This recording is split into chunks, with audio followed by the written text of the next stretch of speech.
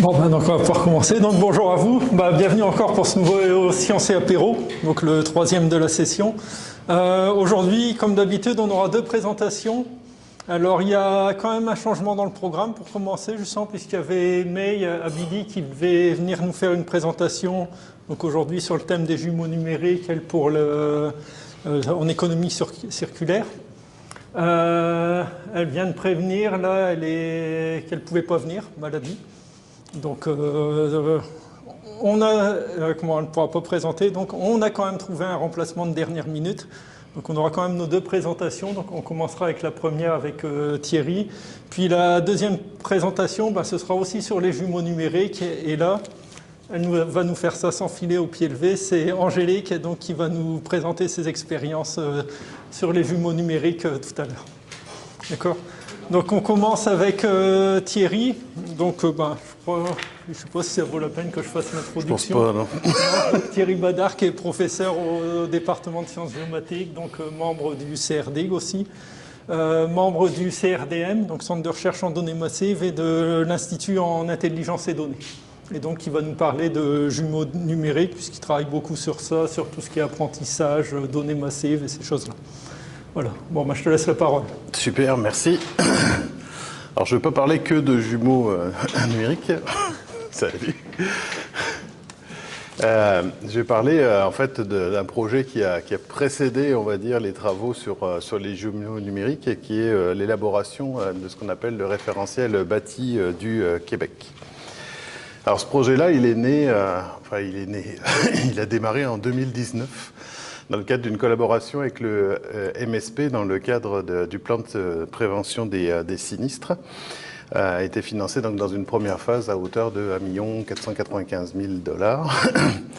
Et les travaux qu'on a fait là-dedans visaient à développer, à améliorer la caractérisation des risques liés donc aux inondations. Donc, notamment pour mieux soutenir les initiatives locales en matière de gestion des risques liés à ces événements. En fait, ce qui a déclenché un peu ces réflexions-là, c'est les crues qu'il y a eu majeures dans le bassin de la Chaudière là, en 2017 et 2019, donc qui ont eu des conséquences assez importantes. Et on s'est aperçu que on n'avait pas de base de données des bâtiments du Québec, donc incapable globalement de prévoir éventuellement les impacts des inondations, leurs coûts, parce que veut pas, quand une inondation se produit, oui, vous avez les assureurs qui en assument une partie, mais le reste est assumé par l'État. Ce qu'il faut savoir, c'est que quand l'eau remonte par votre drain de sous-sol, c'est l'assureur qui couvre. Quand il y a une submersion et que l'eau rentre par une ouverture basse de la maison, c'est l'État qui vous couvre.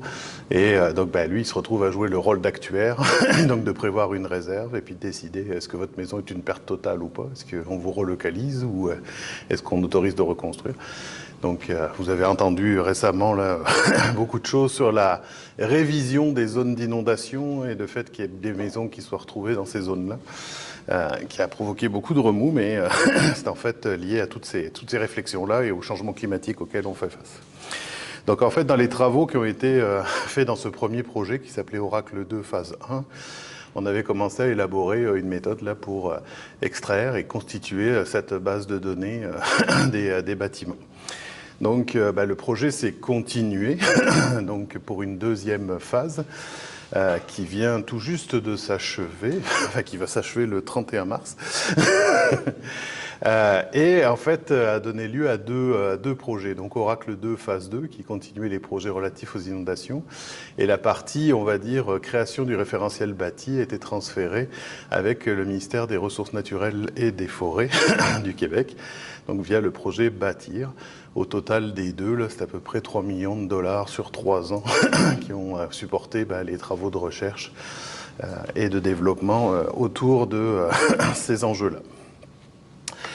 Donc les objectifs, comme je vous l'ai dit, c'est supporter la constitution d'un référentiel bâti du Québec, mais aussi supporter la production d'un portrait du risque lié aux inondations, à sa mise à jour, pour mieux soutenir la prise de décision dans tous les aspects de gestion du risque inondation. Bon, je vous passe les détails. C'est un projet qui est assez exploratoire, hein, parce qu'on peut utiliser plein de techniques, plein de technologies possibles, mais qui pose plein de défis parce que il faut couvrir un territoire relativement important. Il y a plusieurs sources de données disponibles. On parle d'imagerie satellitaire, d'imagerie aéroportée, on parle de LIDAR, et puis on parle de LIDAR aéroporté, terrestre. Donc il y a beaucoup de choses. Mais le projet, justement, se voulait explorer le meilleur, finalement, des technologies géospatiales et de l'intelligence artificielle pour être capable de produire ça et de soutenir sa mise à jour. Donc, il y a toujours une espèce de balance là. C'est sûr qu'on pourrait aller chercher, par exemple, une donnée ultra précise, mais elle est ultra coûteuse. Donc, est-ce qu'on est capable d'aller chercher une donnée peut-être un peu moins précise, un peu moins de résolution ou ainsi de suite, mais qui va permettre de couvrir un territoire plus large et à moindre coût. Donc, c'est toujours un peu dans cette balance-là où on cherche le meilleur gris possible entre le noir et le blanc pour essayer de trouver des solutions qui tiennent la route. Bon. Et toujours, dans les modèles, dans tout ce qu'on va produire, on veut essayer de mesurer l'incertitude, parce que sur cette donnée va être pris des décisions.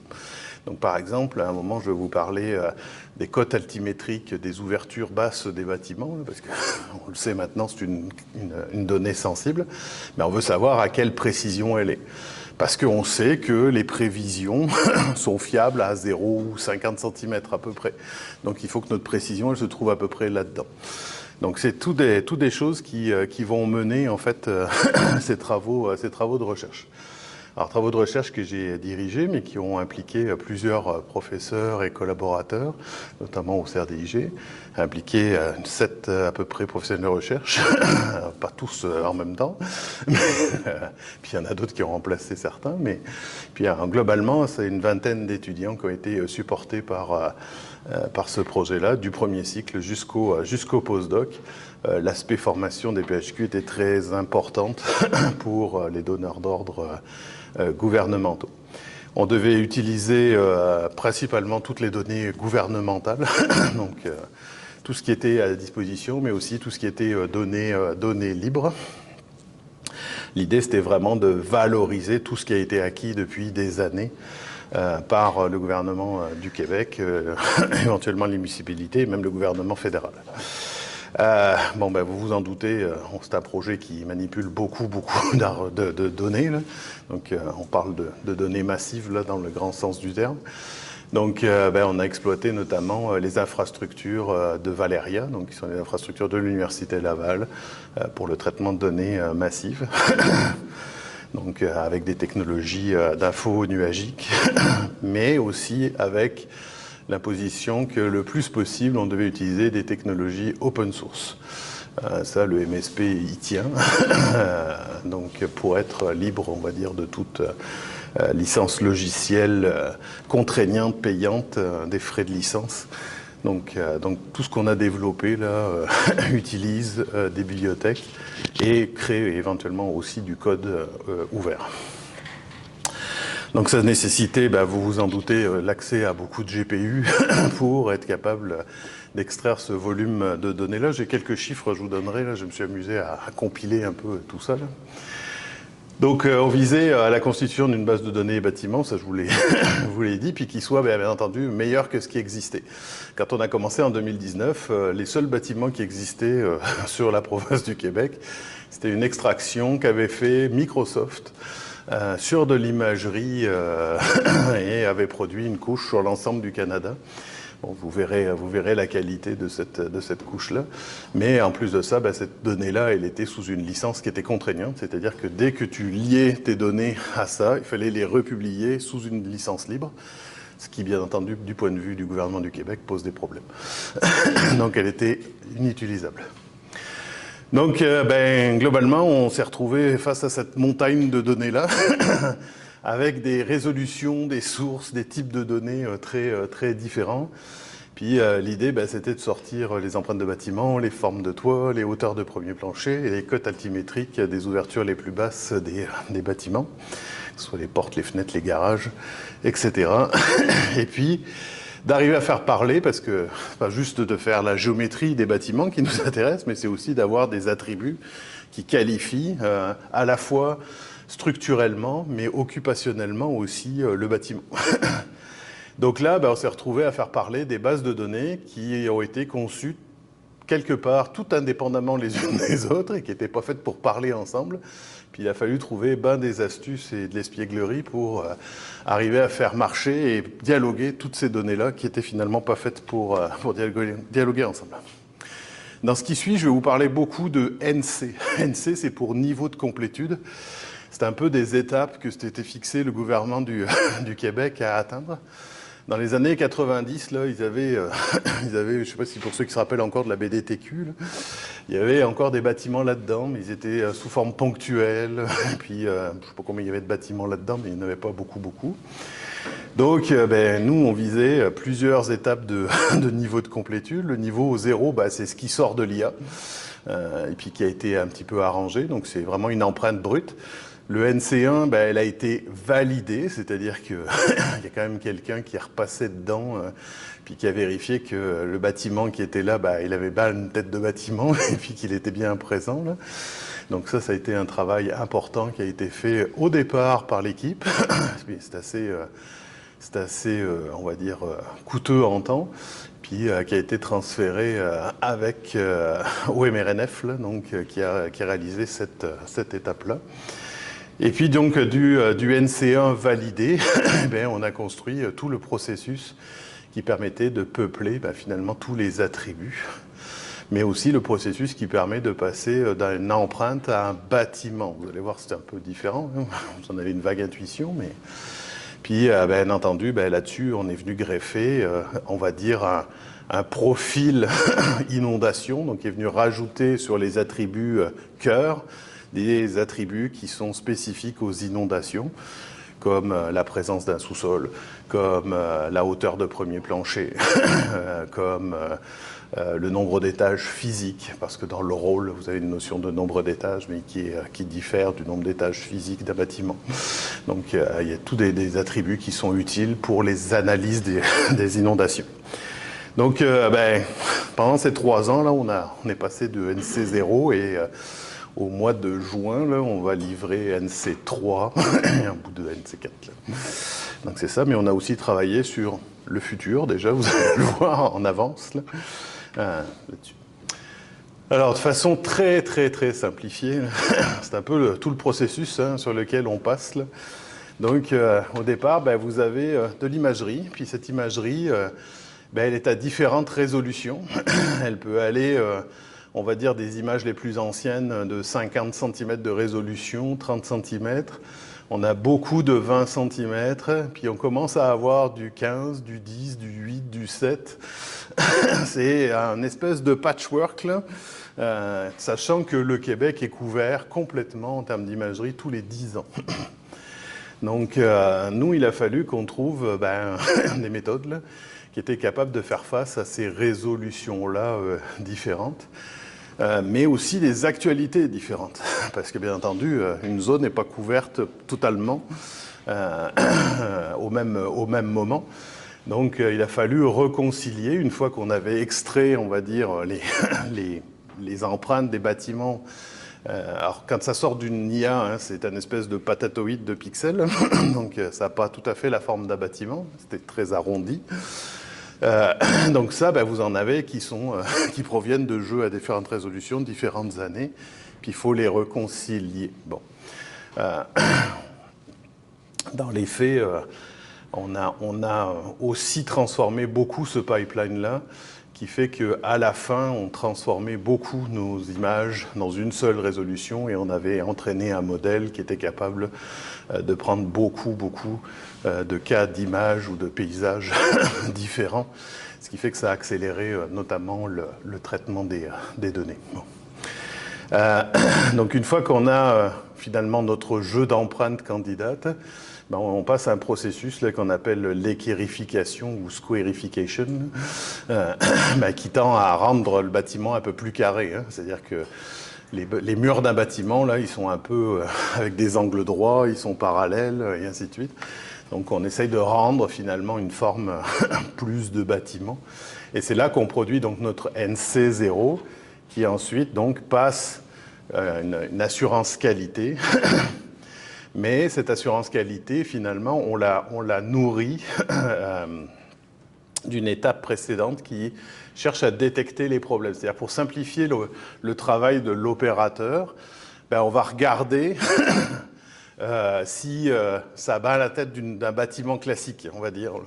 On a un certain nombre de métriques de forme et ainsi de suite. Puis c'est là où on a utilisé les données de Microsoft aussi. C'est-à-dire que eux, ils ont détecté des bâtiments. Donc si nous, on détectait un bâtiment, ça veut dire qu'a priori, on n'était pas forcément dans le champ. Donc on ne liait pas les données, mais on pouvait les utiliser de cette façon-là. Donc pour s'assurer si oui ou non on était en surdétection ou en sous-détection ou si a priori on avait trouvé un bon nombre de bâtiments correspondants. Donc c'était comme une façon de se contrôler. Donc ça passait donc l'assurance qualité donc pour arriver donc à ce NC1 et de là donc on fait toute l'intégration finalement des attributs pour arriver donc à ce NC2, NC3. Bon. Donc, vous dire que ça a été un chemin tranquille, non, clairement pas. Parce qu'en fait, il existe plein de réseaux, plein de modèles. Hein. Vous le savez, là, vous voyez autant de papiers que moi sortir tous les jours là, dans les revues et autres. Là. Mais tous ces modèles-là, qui sont des milieux académiques, là, souvent, là, ils traitent, on va dire, un type de bâtiment ou une zone. Et en fait, il y en a peu de modèles qui généralisent ou qui sont capables de traiter un territoire aussi grand que le Québec, et surtout un volume de données comme celui-là. Donc il a fallu trouver des méthodes pour être capable de passer à l'échelle d'un territoire aussi vaste que celui du Québec. Et puis, comme je vous le dis, là, ça évolue très vite, donc il faut faire une espèce de veille constante. Et puis, ça veut dire que tu n'as jamais fini avec l'entraînement de ton modèle, avec la surveillance des technologies. Je pense que dans l'espace du projet, on a changé 3 fois de réseau. Entre les premiers bâtiments qui ont été produits et ceux qui ont été produits là dernièrement, là, on a changé 3 fois de réseau, on a réentraîné des données, on a enrichi, on a affiné beaucoup. Donc je disais, le leitmotiv, c'est tester, entraîner, raffiner, recommencer. Tester, entraîner, raffiner, recommencer. C'était un travail assez exigeant. Bon, ceci dit, on a mis en place, donc, comme je vous disais, un pipeline de traitement de ces données-là qui est assez efficace, qui permet donc de produire des vraies données bleues, des données québécoises, qui ont une bonne exactitude, complétude, précision, unicité. Et puis, pour lequel il a fallu paralléliser, parce qu'au final, ce sont plus de 230 bassins versants qui ont été produits. Ça représente à peu près 1,269 millions de kilomètres carrés. La province, au total, fait 1,668 000. C'est au final à peu près un peu plus de 2,5 millions de bâtiments qui ont été produits au travers de ce processus-là. Alors Montréal était exclu, puis un certain nombre d'autres petites villes étaient exclues parce que les empreintes étaient déjà disponibles en données ouvertes. Donc on n'a pas voulu refaire ce travail-là. Ceci dit, on pourrait très bien produire des mises à jour de ce portrait-là en faisant retourner l'IA. Au final, c'est plus de 309, quasiment 310 millions de petites tuiles, parce que quand on fait passer ça dans une IA, là, c'est des morceaux de 640 pixels par 640 pixels là, qui rentrent pour que votre carte graphique soit capable de la gérer. Là.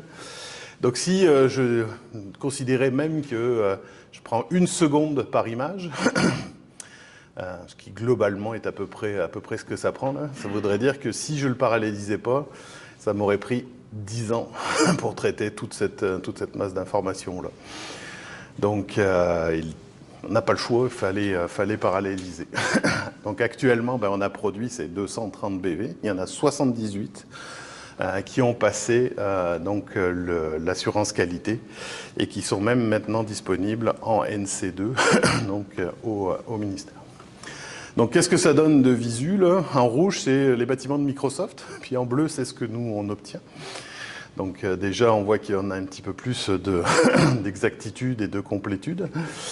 Mais c'est surtout dans certains secteurs, là, c'est absolument flagrant. Là, on est à Beauceville, hein, donc c'est un des lieux où il y a eu une inondation majeure de la rivière Chaudière. Là. Donc si on s'était appuyé sur les données de Microsoft, là, vous voyez qu'il manque un paquet de bâtiments, donc on n'aurait pas été capable de bien mesurer l'impact des inondations, les gérer ou ainsi de suite. Bon, c'est valable dans d'autres endroits.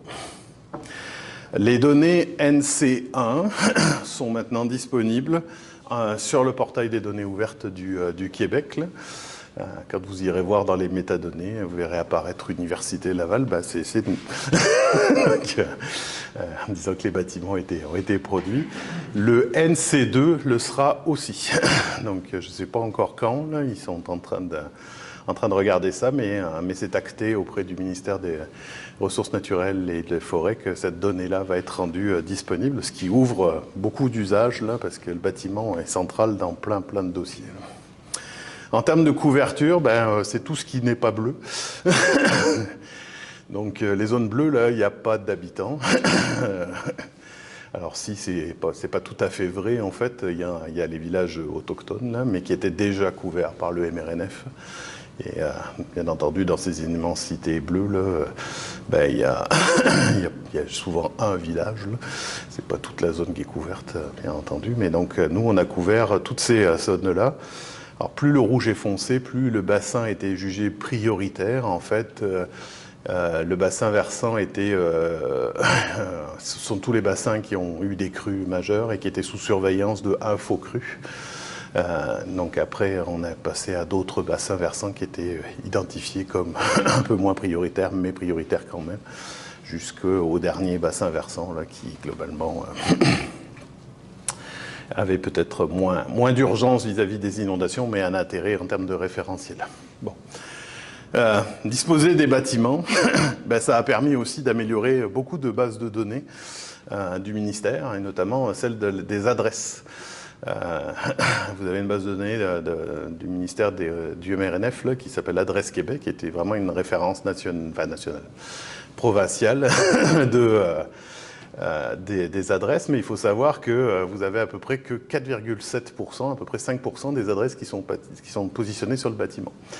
Le gros des adresses se trouve à l'intérieur du lot cadastral, mais pas sur le bâtiment, et ainsi de suite. Puis vous avez à peu près 10% des adresses là, qui sont positionnées de façon totalement incertaine.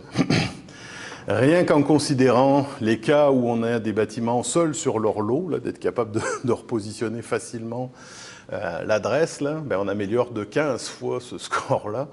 Donc on voit que c'est très intéressant pour tout ce qui est service de secours, logistique ou ainsi de suite, parce que pour se rendre le plus rapidement sur le lieu de l'adresse, dans lequel il y a une urgence, ou pour la livraison, tout ça a des coûts. Mais on est capable aussi, avec tout le processus qu'on a mis en place, là, de recaler des cas. Alors, je ne sais pas si vous le voyez bien, là, il y a des traits jaunes. Là. Bon, en fait, ça, c'est le voyage qu'ont fait les adresses entre avant et après le processus d'intégration. Donc, vous avez des adresses qui n'étaient pas positionnées sur le bon bâtiment, donc il a fallu rapatrier.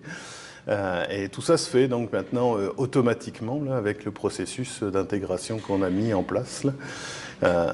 Donc ça, c'est des cas compliqués là, où il y a beaucoup de bâtiments sur un même îlot de propriété, là. Mais on est capable de retrouver à peu près qui est qui, là. Pas dans tous les cas, bien entendu, mais dans une bonne quantité de cas. Et d'être capable donc de réaffecter les bonnes adresses aux bons bâtiments, ce qui améliore là aussi notablement la qualité des données. Bon. Dans Oracle 2 phase 1, on avait fait une chaîne, première chaîne d'intégration, mais alors on avait tourné comme tous les coins ronds, notamment pour tout ce qui était calcul du nombre d'habitants par exemple. On prenait, parce que vous avez des îlots de diffusion dans le recensement, puis on a des bâtiments, puis on a pris le nombre de bâtiments, enfin on a pris le nombre d'habitants divisé par le nombre de bâtiments, puis en supposant que tous les bâtiments finalement accueillaient ou avaient la même capacité d'accueil. Bon. Donc ça, c'est une façon très facile de calculer un premier nombre, là, mais c'est très approximatif. Dans la V2, on ne fait pas ça, bien entendu. On tient compte du nombre d'unités, du type d'usage des bâtiments, et ainsi de suite. Donc, bien entendu, ne compte que les bâtiments d'habitation. On ne va pas mettre des gens dans des bâtiments commerciaux, par exemple. Et puis, donc, du nombre d'unités de logements qui sont là-dedans. Alors, c'est toujours une moyenne, hein, on s'entend, ça vaut ce que ça vaut, mais ça raffine quand même. Et ça, c'est notamment important en mesure d'urgence pour être capable d'évacuer ou de savoir combien j'ai de personnes à évacuer de tel bâtiment ou tel autre, d'en avoir au moins une idée un peu plus précise, là, même si le décompte n'est peut-être pas exact. Okay. Donc cette chaîne V2, là, elle nous a occupé une bonne partie là, des 3 dernières années. Il y a une version complète, une première version qui a été livrée en décembre 2024. Il y a eu plusieurs raffinements depuis, en mars, là, et on a livré la version finale et transférée au MRNF tout début mars 2025. Donc le MRNF devient maintenant donc autonome de la production du référentiel NC2. Puis nous, on a jusqu'à fin juin là, pour terminer l'ajout des attributs, on va dire, relatifs aux inondations. Il y a déjà des travaux en cours, là. Je pourrais vous en parler, donc qui vont être produits. Donc peut-être, je vais peut-être passer un peu rapidement parce que c'est quand même assez technique là, mais ça va vous donner un peu une idée là, de comment ça fonctionne, là, comment on intègre toutes ces données-là. En fait, ce qui nous permet de retrouver ou de gérer finalement cette intégration-là, c'est un concept là, qui s'appelle l'îlot de propriété, là. Je vais y revenir, donc, qui est créé à partir des données du cadastre et du rôle, et puis d'un troisième produit là, qui est produit par le MAMACH, et qui s'appelle la matrice, alors qui s'appelait la matrice des usages prédominants, et qui est devenue la matrice des usages, point, pas forcément prédominant. Parce qu'on a travaillé avec ces deux versions-là, ce qui a la nécessité de modifier un peu nos processus en cours de route, là, parce que c'était un produit qui, au départ, ne devait rester qu'en l'interne du gouvernement, puis finalement, on y a eu accès, puis nous a permis de débloquer quand même des choses. Donc, globalement, là, ce qu'on fait, c'est que on prépare ces îlots de propriété, parce que l'îlot de propriété, je vais y revenir là, mais c'est comme l'unité territoriale dans laquelle finalement tout ce qui est afférent à une propriété est regroupé. On parle des UE, donc des unités d'évaluation et ainsi de suite. Et puis donc, pour être capable de faire des liens entre les UE, les adresses, les bâtiments et ainsi de suite, eh ben, on est obligé de faire un appariement là, entre les adresses qui sont mentionnées dans Adresse Québec et les adresses qui sont dans le rôle. Alors vous allez rire, mais c'est pas les mêmes adresses. Parce qu'il y a toujours plein de façons d'écrire une adresse. Donc ça aussi, c'est un beau défi là, d'arriver à reconcilier le maximum de ces adresses-là. Donc une fois qu'on a eu nos bâtiments créés, nos géométries d'empreintes créées, ajustées par le QA, là, on prend toutes ces données-là et ça nous permet de créer finalement les bâtiments par rapport aux empreintes. Et puis de refaire, à partir de règles, là, la détection finalement des bâtiments qui sont principaux. Parce que sur votre maison, là, par exemple, vous avez votre bâtiment qui est votre bâtiment d'habitation, puis vous avez peut-être un garage qui est attenant. Bon, le garage, pas qu'on s'en fout, mais un peu, c'est pas lui qui va porter la valeur de votre maison ou ainsi de suite. Donc c'est d'identifier là-dedans quels sont les bâtiments principaux des bâtiments secondaires. Alors ça, c'est une belle tâche aussi. Puis donc une fois qu'on a tout ça, là on est prêt pour créer et ajouter les informations. Bon. Donc j'ai parlé de ces îlots de propriété là, donc qui regroupent tous les lots du cadastre, les unités d'évaluation foncière et les autres objets donc qui sont liés, notamment les adresses, et qui est indépendant du reste du monde. Hein. Donc c'est vraiment l'unité là qui traite d'une propriété et qui concentre toutes les informations. Alors vous avez 4 types d'îlots là. Vous avez des propriétés simples, vous avez des CDH, donc c'est des copropriétés divises horizontales. Donc principalement c'est tout ce qui est jumelé et autres. Les propriétés divises verticales, ben, c'est souvent les condos, hein, les immeubles à condos là, sont des CDV. Et puis ben, vous en avez qui sont mixtes, hein, qui sont à la fois verticaux et horizontaux. Donc là, c'est un joyeux plaisir. Mais tout ça là, nous permet de passer, donc vous voyez ici là, l'empreinte rose-mauve là, est découpée en morceaux là, qui constituent, donc l'empreinte c'est le rose-mauve, puis les sous-parties là, ben, ce sont les bâtiments hein, donc, qui correspondent, puis on le voit hein, quand on regarde la photo de façade, là, ben, il y a plusieurs bâtiments, même si tout se touche là, mais il faut être capable d'arriver à distinguer tout ça. Puis c'est sur ces bâtiments-là qu'on va arriver à faire porter les attributs. Alors ça, je vais passer parce que c'est déjà, à mon avis, déjà trop petit, mais c'est pour vous faire comprendre ces concepts de CDH ou propriété. Là. Puis bah, vous avez des cas très concrets, là, on en voit de plus en plus se développer, là, des jumelés. Hein. Donc bah, par exemple ici, des bâtiments qui sont sur 2 îlots de propriété et qui sont séparés, puis qui sont finalement bah, 2 bâtiments différents. Puis des propriétés simples où le bâtiment est là. Bon. Alors on a des cas relativement compliqués, c'est que déjà vos bâtiments, là, quand ils sortent de l'IA, même après le QA, là, ben, ils ne sont pas tout à fait, des fois, dans la parcelle. Alors ça peut être lié à plein de problèmes. Ça peut être lié que l'IA a détecté plus ou moins bien, et puis le bâtiment, bah, il est un petit peu tourné. Ça peut être que l'orthorectification de l'image qui a servi à extraire l'empreinte n'était pas parfaite. Ça peut être que la maison est construite sur le lot du voisin. ça peut arriver aussi. Donc en fait, il y a plein de cas, puis on peut pas les discerner. Ceci dit, on met en place, puis avec des seuils qui ont été validés avec le MRNF, ben, un processus de recalage, rotation des bâtiments pour essayer d'éviter un petit peu ces cas-là et puis de remettre en conformité finalement le bâti avec le cadastre qui est en dessous. Okay.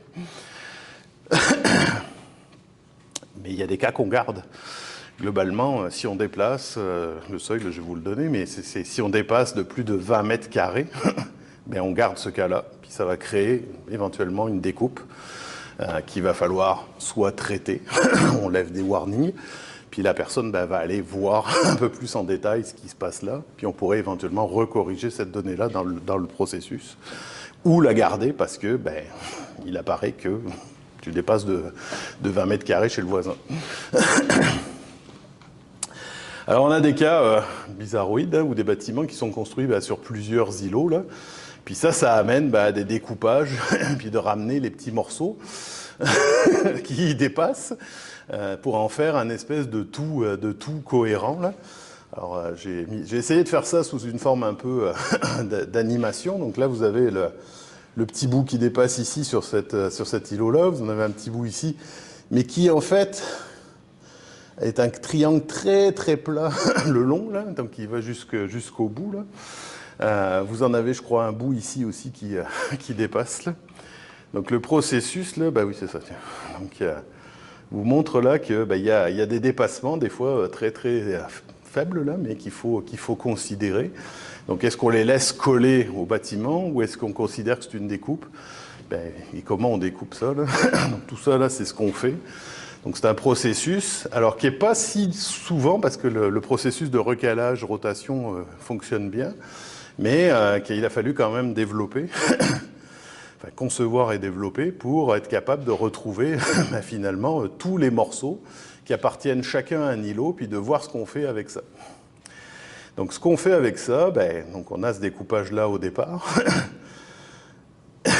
On va prolonger certains découpages, notamment les lignes induites des autres lots, là, pour produire un découpage. Et fonction des seuils, fonction d'un certain nombre de règles, on vient recoller les morceaux pour dire finalement le petit bout qui était... j'ai perdu ma souris, je ne sais pas si elle est par là. Bon bref, le petit bout qui était le long, là, et on va le recoller. Le petit bout qui était à gauche, on le recolle aussi. Là, puis ça va faire notre bâtiment. Puis on passe item par item. Ici, ben, on va venir recoller ce bout-là, même s'il dépasse, mais comme il se trouve faire moins 20 mètres carrés, ben, on peut le recoller sans faire un nouveau morceau de bâtiment et ainsi de suite. Bon. Donc une fois qu'on a fait tout ce découpage-là, là, qu'on a nos bâtiments géométriques, ben, c'est là où on peut passer à l'intégration des attributs. Là. Alors elle se fait sur la base de plusieurs types d'informations. Ce que nous on veut se produire, là, c'est tous ces attributs-là. Hein. C'est le type de bâtiment, est-ce que c'est un principal, secondaire, le type de propriété, les usages, pas seulement l'usage principal, mais tous les usages, parce qu'on peut avoir des bâtiments dans lesquels vous avez des commerces en bas, des bureaux au-dessus, puis des habitations dans les étages supérieurs. Bon, ben nous, on veut être capable de retrouver tous ces usages-là, puis avec le rôle, si on est capable de bien faire la liaison entre notre bâtiment et puis les informations du rôle, ben on est capable de retrouver toutes ces informations-là. La valeur du bâtiment, le nombre d'étages, à la fois celui du rôle. Alors tout le rôle, tout ce qui est les attiques, là, donc les étages qui sont sous des toitures, là, ben ça compte pas comme un étage dans le rôle. Donc nous, on a besoin de compter cet étage-là pour des motivations de sécurité civile ou ainsi de suite. Là. Donc on va compter le nombre de paliers, enfin le nombre de planchers qui sont au-dessus du sol. C'est ça notre nombre d'étages physiques, la hauteur du bâtiment, le nombre de logements, bon, un certain nombre d'informations qui sont tirées du recensement, là, quand on peut les avoir ou les tirer. Là. Le nombre de résidents, les adresses, les unités, l'attitude du premier plancher, est-ce qu'il y a présence de sous-sol. Bon, l'ouverture de la plus basse, comme je vous ai dit, tout ça, là, ça fait partie du NC3. Autant les 3 premiers, altitude du premier plancher, présence de sous-sol et nombre d'étages physiques, ça, on va les avoir sur tous les bâtiments. Autant les ouvertures, ben là, ça nécessite une donnée beaucoup plus précise. Ça ne sera pas disponible sur tous les bâtiments. Donc, comment on identifie les bâtiments principaux? Principalement, ce sont des règles basées sur l'observation. Donc, on a parcouru la base de données, là, puis on s'est dit, OK, c'est-tu le bâtiment le plus proche de la route? Est-ce que c'est le plus grand? Est-ce que c'est le plus grand qui est le plus proche de la route? Et ainsi de suite. Puis là, vous pouvez vous apercevoir qu'il y a des règles qui marchent dans 80% des cas, puis il y a des cas où ça ne marche pas. Puis on n'a pas assez de données pour être capable de lever cette indétermination-là. Donc là, vous en avez fait des cas, puis comme je vous disais, là, on est venu qualifier l'incertitude de ce cas-là. Donc on sait si ce bâtiment-là, on l'a identifié comme bâtiment primaire, avec un fort taux de confiance, ou si c'est une règle qui éventuellement pourrait être remise en question. Ce qui permet, dans l'étape de processus, là à nouveau, à l'opérateur de reprendre la main, puis de dire, je vais aller vérifier tous ceux qui sont pas très sûrs, pour peut-être aller prendre la photo aérienne qui est en dessous, puis regarder si oui ou non. Alors c'est un processus qu'on pourrait éventuellement automatiser. On avait fait des tests. Alors ici, c'est pas pour les bâtiments principaux, mais c'était pour les usages.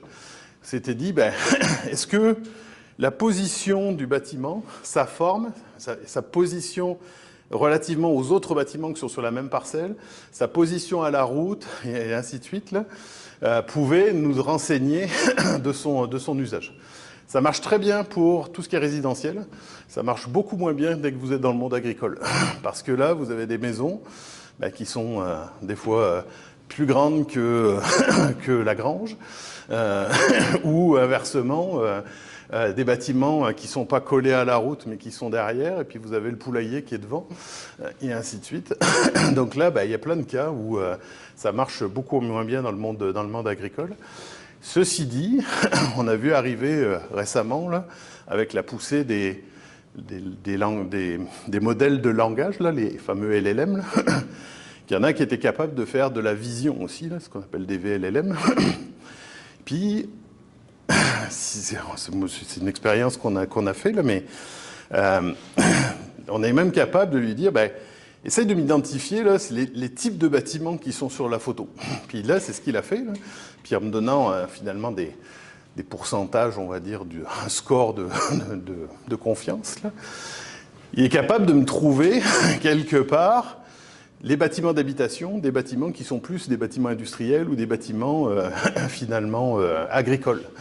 Bon, là, le problème, c'est qu'il faut repartir sur toute mon imagerie alors que moi, finalement, j'ai juste des vecteurs de mes bâtiments et ainsi de suite.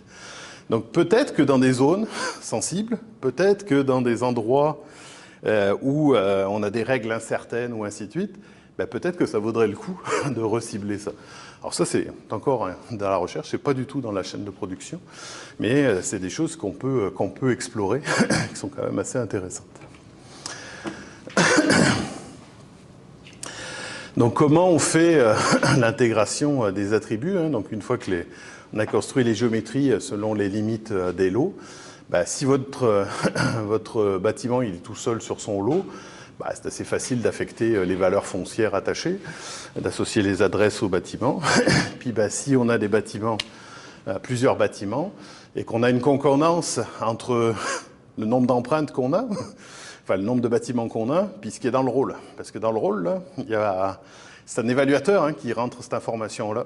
Puis cette information-là, des fois, vous avez normalement un numéro de bâtiment, mais pas toujours renseigné. Donc là aussi, il y a de l'incertitude qui se crée dans ces données-là. Mais dans les cas où on est capable d'avoir le même nombre de bâtiments, ben on essaye d'apparier et de retrouver quel bâtiment est avec quel bâtiment, notamment en utilisant les adresses et l'appariement qu'on a fait. Bon, ça je vais passer. Donc c'est ça. Donc là, pour tout ce qui est attribut, on va dire NC3,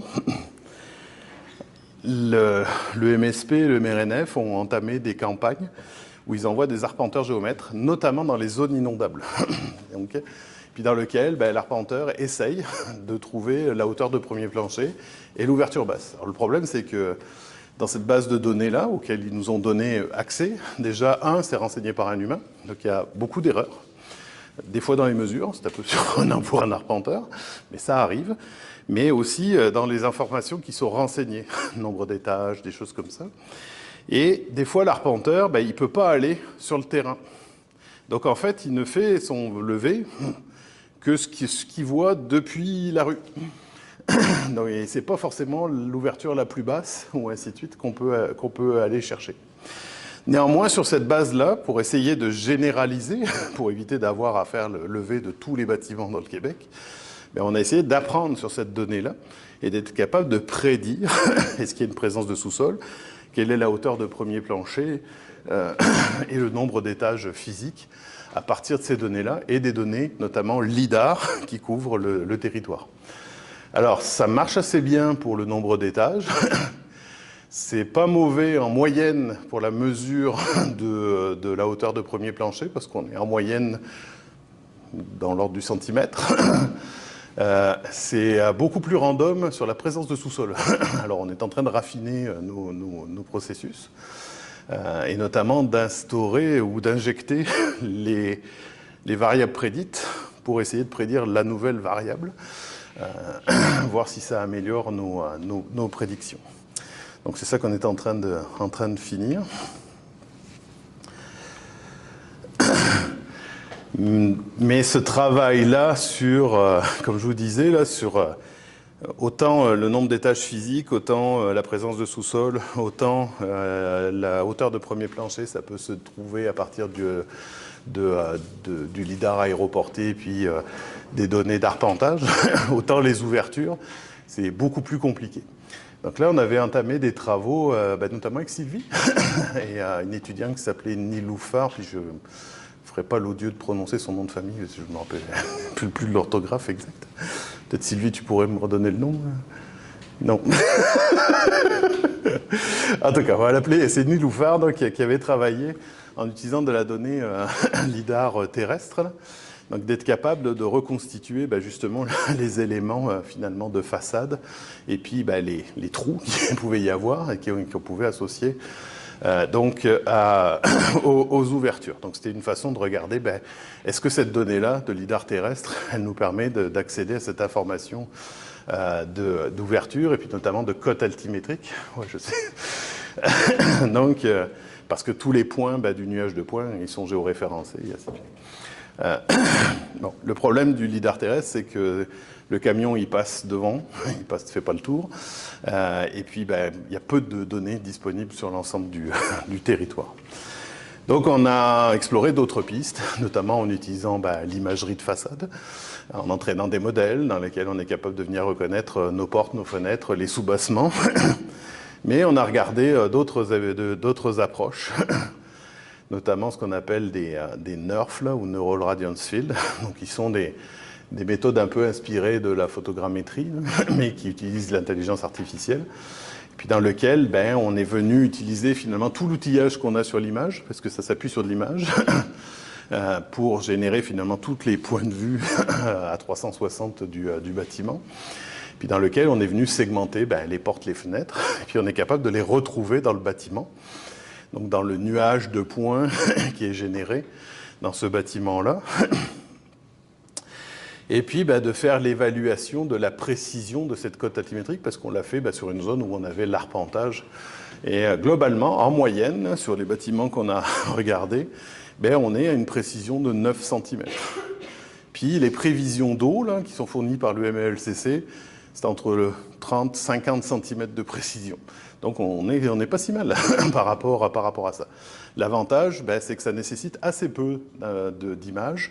Un vol de drone ou ainsi de suite sur une zone permettrait de ramasser quand même beaucoup d'informations, peut-être plus facilement qu'avec un arpenteur géomètre qui couvre un territoire limité. Bon, il y a plein d'autres travaux qu'on a fait, là, je vais passer, mais qui vont de la classification des nuages de points LIDAR. On a essayé de regarder, parce qu'ils sont intéressés aussi, là, en cas de crue, à savoir où est montée l'eau, puis notamment dans des coins qui ne sont pas accessibles aux arpenteurs géomètres, notamment sous couvert végétal. Donc est-ce qu'on est capable d'aller récupérer cette information-là? Alors on a récupéré du lidar bâti, ça aussi, c'est très cher et c'est peu disponible, mais on a été de voir si en faisant du transfer learning, on était capable de retrouver ça dans le lidar aérien. Alors a priori, oui, il y a de l'information. Est-ce qu'on est satisfait du résultat? Pas encore. mais au moins l'info s'y trouve. Puis, quitte à avoir des bâtiments, avoir du lidar, de traiter toutes ces données-là, on s'est intéressé, bien entendu, au 3D. Puis, il y a des méthodes, on va dire, de reconstruction des bâtiments. Et on travaille toujours là-dessus parce que c'est un problème pas simple pour avoir des modèles de 3D des bâtiments qui soient assez légers pour aller dans des engins de diffusion de cette information, notamment sur le web. Puis on a travaillé autour de standards là, qui s'appellent les 3D Tiles et autres, donc pour permettre la diffusion à terme d'un référentiel 3D s'il existait. Google a récemment mis à disposition ce qu'on appelle des photoréalistiques 3D Tiles, là, donc, auxquels vous avez accès, là, et que vous pouvez amener, puis vous le voyez là, dans des moteurs de jeu là, comme Unity ou Unreal. Puis ça, c'est un nouveau terrain de jeu pour le géomaticien, quelque part, parce que ces moteurs de jeu, là, ils fournissent finalement des environnements dans lesquels on peut interagir avec les objets, on peut simuler des affaires, et éventuellement tester des mesures de mitigation. Donc là, vous me voyez arriver, là, puis c'est des choses sur lesquelles on a travaillé. Là. Donc ça, c'est la zone de Québec, la zone Innovitam, là, ou zone d'innovation Est, là. Donc sur la base des bâtiments qu'on a reconstruits et de l'information du gouvernement. Donc on est capable de reproduire finalement une maquette assez réaliste de la zone, de se balader là-dedans. Mais aussi de venir faire un certain nombre de simulations dans ces jumeaux numériques là. Donc, on a aussi travaillé sur l'occupation du sol, mais ça, je ne rentrerai pas dans les détails. Mais par exemple, ici, on est capable, en fonction de l'heure du jour, de calculer les ombres projetées, de voir quelle est l'incidence de l'ensoleillement, d'éventuellement mieux prévoir les isolations, les matériaux et autres, mais aussi venir simuler des crues dans le jumeau, donc d'être capable de se dire, bon, là j'ai des bâtiments qui vont prendre l'eau, j'ai des routes dont les accès vont être coupés, donc il faut que je priorise telle ou telle évacuation, ou ainsi de suite. Puis d'être capable de venir, à terme, là, il y a des gens qui travaillent au département des génies des eaux, là, notamment, avec qui on collabore, travaille sur des modèles d'endommagement. Donc, en fonction du niveau de l'eau, combien ça coûte de reconstruire le bâtiment. Donc là, on serait capable quasiment de sortir le montant des reconstructions ou ainsi de suite, avec les informations qui sont capitalisées là. Je vais juste passer la diapo d'après. Donc en termes de simulation, on est capable aussi, là, comme je disais, de venir tester des mesures de mitigation. Donc ici, on a une inondation. Je viens rajouter un mur. Bon, voilà. Mon inondation est contenue. J'ai bientôt fini. Alors, je ne vais pas parler des jumeaux numériques. Je pense qu'elle va très très bien le faire. Là. Ce que je voudrais simplement vous dire, là, c'est que le terme est très galvaudé. Il y a beaucoup de gens qui parlent de maquettes 3D et qui appellent ça des jumeaux numériques. Là. Dans un jumeau numérique, là, vous avez bien plus d'informations qui vient là-dedans. Là. C'est de la simulation, mais aussi des données qui sont captées depuis le terrain. L'idée des jumeaux numériques, là, c'est de rapprocher la modélisation numérique du monde réel, là, puis d'être capable éventuellement même de prendre des décisions qui vont impacter à terme le monde réel dans ces jumeaux-là. Alors ceci dit, l'IA là, nous donne beaucoup aussi de façons là, d'illustrer ce que pourrait donner une inondation ou ainsi de suite, ou des conditions climatiques. Donc c'est un outil de communication, ces jumeaux numériques-là, qui est aussi très très important pour la population et le décideur. Bon. Je passerai, on a travaillé aussi sur des capteurs, etc., etc. Il y a bien des travaux. On a travaillé aussi, parce qu'attaché aux données, là, il y a tout un fonds documentaire qui existe sur les catastrophes naturelles, qui est maintenu par le MTMD. Puis cette donnée-là, on est en train d'essayer de la structurer, de la ressortir et ainsi de suite, parce que les analystes en ont besoin. Quand ils regardent un événement de crue, d'inondation, ils sont obligés de se projeter dans le passé, de savoir ce qui s'est passé. Donc là, il y a une masse d'informations phénoménale. On parle de plusieurs téras de données textuelles. Mais cette donnée-là, c'est des articles de presse scannés et ainsi de suite. Donc là, il faut essayer de sortir ça. L'OCR, globalement, c'est plus ou moins réussi. Là. Vous voyez ici, là, je ne sais pas dans quelle langue c'est, mais ça marche moins bien. Si vous donnez ça à un langage, un modèle de langage, là, le monsieur Jean-Paul Cadorette, qui a failli trouver une mort tragique là, dans l'article, le LLM, lui, il l'a fait mourir.